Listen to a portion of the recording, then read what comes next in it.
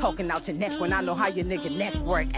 I know you really hate my guts, cause you bitches really ugly, can't make this up. They call me Slim Rim, but my weight is up. They telling me I should wait, nigga, wait for what? The weight is up. Look, it's time. So if you see me with it, bitch, it's mine. When these other bitches rap, it's always just rhymes. When I rap, bitch, it's always 10 dimes. Stop playing with me. I got these niggas in the jail really staying with me. I got these niggas in the streets really slaying with me. I got these niggas in the south really hanging with me. I got these niggas in the gangs really banging with me. And what you looking at my shoes for? I swear to God, I know I'm on these bitches' move. People have started picking up on it. And once it clicks, it becomes hard to ignore. Something feels slightly different about Claressa Shields. It's not anything obvious or dramatic, nothing you can point to immediately and say, that's it. Instead, it's more like a subtle shift, as if her usual energy isn't fully there. The change is quiet, almost unspoken, but in today's digital world, even the smallest differences rarely go unnoticed for long. At the same time that people are analyzing her every move, another storyline is unfolding, and it's impossible to separate the two. Remy Ma is coming out on top, and not in a small or subtle way either. Her current momentum is strong, visible, and undeniable. In fact, it's so powerful that it's making everything happening around her feel slightly more awkward by comparison. The contrast is hard to miss. It all began when Remy Ma released a diss track. There was no heavy promotion, no countdown, no elaborate rollout strategy. She simply dropped it out of nowhere, as if it didn't need any build-up to make an impact. And in a way, it didn't. Within hours, people weren't just listening to the track. They were reacting to it, sharing it across platforms, and dissecting every single line. Social media lit up with opinions, breakdowns, and debates. Then the numbers started coming in. And numbers don't take sides. They don't rely on opinion or bias. They simply reflect what's happening. The track climbed quickly, landing at number 2 on the iTunes hip-hop chart and gaining traction across other categories as well. At that point, it was clear this wasn't just another rap release. It had turned into a full-blown cultural moment, the kind that pulls everyone into the conversation whether they intended to be involved or not. While Remy's track continues to gain attention and spread across the internet, Claressa Shields appears to be in a completely different headspace. She's still posting, still active, still visible, but something off. That's what has people confused. This is someone known for being outspoken, confident, and dominant in any space she enters. She's bold, fearless, and often carries an almost untouchable presence. Yet now the tone feels different, more reserved, more controlled. What's interesting is that people noticed this shift before she ever addressed anything directly. It wasn't something she announced. It was something the audience picked up on through observation. And once that idea began circulating, it spread quickly.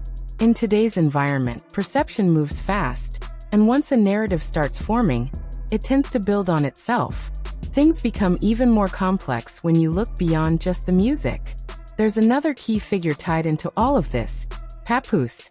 Over the past few months, he has made claims online that he was responsible for writing a large portion of Remy Ma's lyrics.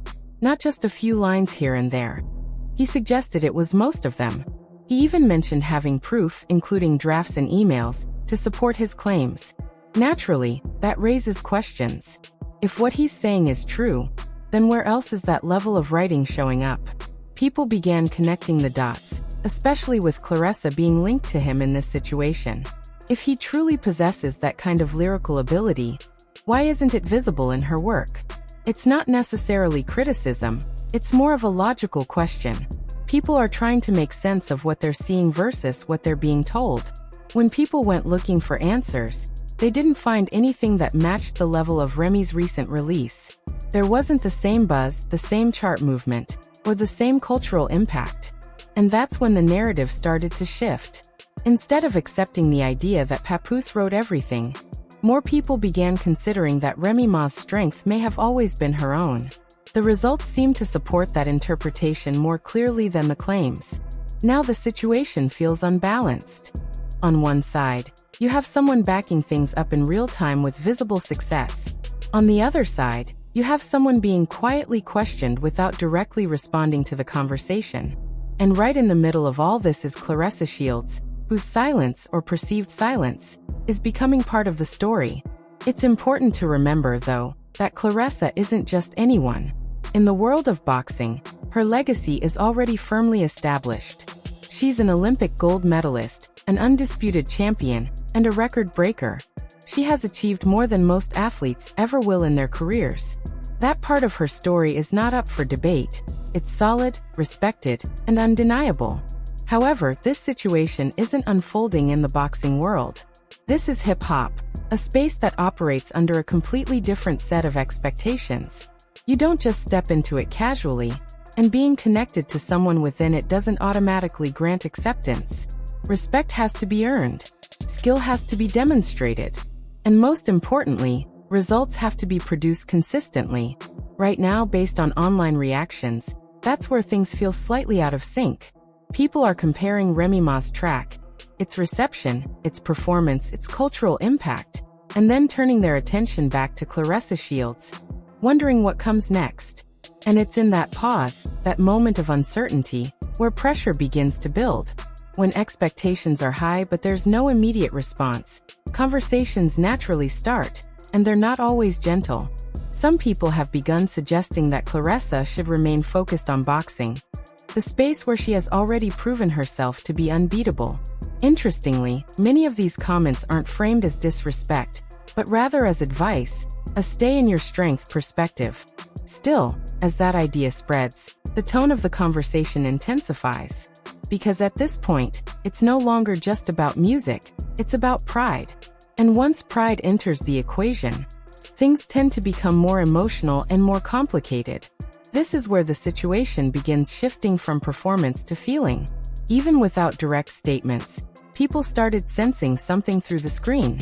At one point, Claressa posted a video of herself in the gym, hitting a punching bag, something she's done countless times before. On the surface, it looked completely routine. That's her environment, where she's comfortable, disciplined, and in control. But viewers didn't interpret it as just another workout clip. Instead, they read into it. Comments quickly began pouring in, with people claiming they knew exactly who those punches were meant for. To them, it didn't look like training, it looked like an emotional release. Each hit seemed to carry meaning beyond the physical act itself. Once that interpretation took hold, it spread rapidly. The clip stopped being about fitness and started being viewed as a statement, whether intentional or not. Then the focus shifted again. People began analyzing not just what she was doing, but how she looked while doing it. That's when a new observation started gaining attention: her eyes. Viewers began pointing out that she didn't seem like her usual self. The bold, untouchable energy people were used to seeing wasn't as visible. Instead, there appeared to be a softer, more reserved presence, almost as if she was holding something back. Once that idea entered the curious, already trying to piece everything together. During the interview, the conversation turned to something that had been circulating among fans for a while: a ring. People had noticed it, speculated about it, and assumed it might indicate an engagement. Naturally, narratives began forming around that assumption. But when asked directly, Papoose shut it down. No engagement. No proposal. What made that moment stand out even more was his tone. It wasn't playful or suggestive of maybe in the future. It came across as firm, almost final. And just like that, the situation shifted again. On one side, you have Claressa Shields speaking publicly about serious life goals, wanting a future, wanting a family. On the other side, you have Papoose dismissing the idea of an engagement, as if it was never even under consideration. That kind of disconnect doesn't go unnoticed. It creates an uncomfortable tension, suggesting that the two may not be fully aligned. Before people could fully process that, another detail surfaced: a photo. And not just any photo, but one showing Papoose wearing his wedding ring. Not a new ring, not something symbolic, but the same ring associated with his marriage to Remy Ma. The timing of that image made everything feel even more complicated. Right in the middle of all this speculation, just as people were already questioning everything, the photo began circulating widely. It added another layer of confusion to an already complex situation. And once again, the discussion exploded. At that point, people weren't just wondering anymore. They were forming conclusions. Many began openly suggesting that Papoose might not be over Remy Ma, and they weren't subtle about it. From their perspective, the situation seemed obvious. How do you dismiss the idea of an engagement with one person while still being seen wearing a ring tied to your marriage with another? Even if there's more context behind it, perception often carries more weight than facts. Especially online. People even revisited the interview, paying closer attention not just to what was said, but to what wasn't said. Whenever Remy Ma's name came up, his tone appeared to shift. He seemed more guarded, less open. And that alone led many to read between the lines. When someone avoids a topic instead of addressing it directly, it tends to create the impression that something is unresolved. That assumption spread quickly, pulling more voices into the conversation. Some even began offering their own interpretations, analyzing his behavior, and suggesting that lingering feelings might still be present. At this stage, the situation no longer felt like simple speculation. It had evolved into a full narrative, one that people were actively following and contributing to. And right at the center of it all is Claressa Shields. What made things even more noticeable, though, was the absence. No one had seen them together recently. No new photos. No videos. No public appearances. Nothing. In today's world, that kind of silence stands out, especially when a relationship has been in the spotlight. People notice when two individuals suddenly stop appearing together.